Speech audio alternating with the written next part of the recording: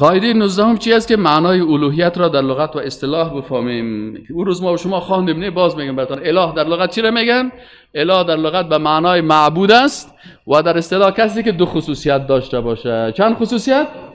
ذاتش عبادت شوه و قانون و شریعتش تطبیق شوه. هر کسی را که قانون سر تطبیق کردی او را اله خود گرفتی. فهمیدی یا نه؟ بعضی کسا الهشان پارلمان است، او برشان قانون تعیین میکنه.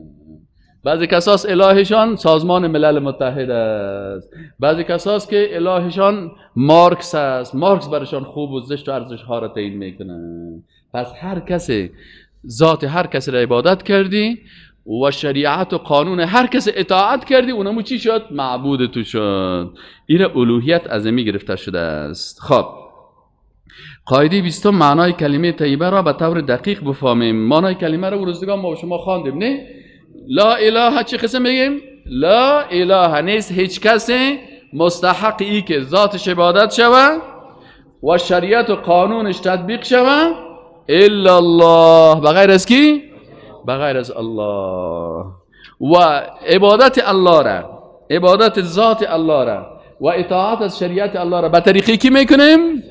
محمد رسول الله. این معنای کلمه را بسیار دقیق باید بفهمیم. بسیاری کسا معنای کلمه را نمیفهمند. معنای کلمه چی هست؟ لا اله، نیست هیچ کسی مستحق این که ذاتش عبادت شوه و قانون شریعتش تطبیق شوه، نیست هیچ کس مستحق ازی الا الله، بغیر از الله. اول باید معبودای باطل چی کنی؟ نفی کنی، بگی که هیچ کس مستحق ازی نیست الا الله، بغیر از الله. آل عبادت ذات الله را و تطبیق شریعت الله را به طریقی کی بکنیم؟ خود کلمه میگه به طریقی کی؟ محمد رسول الله صلی الله علیه و سلم.